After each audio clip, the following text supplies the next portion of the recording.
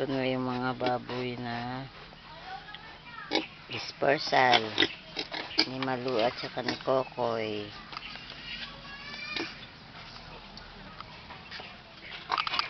Ito na yung mga native.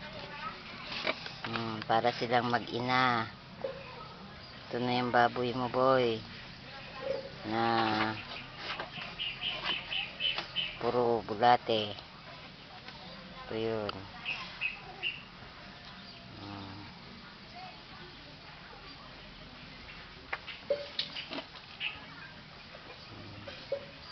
Kulang na yung kanilang kulang na yung kanilang kulungan. Maliit na yung kulungan para sa kanila.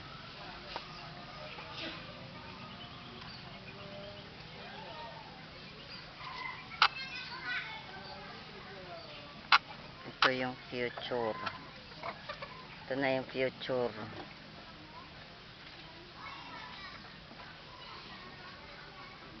Babuyan. Yan na yung site ng babuyan.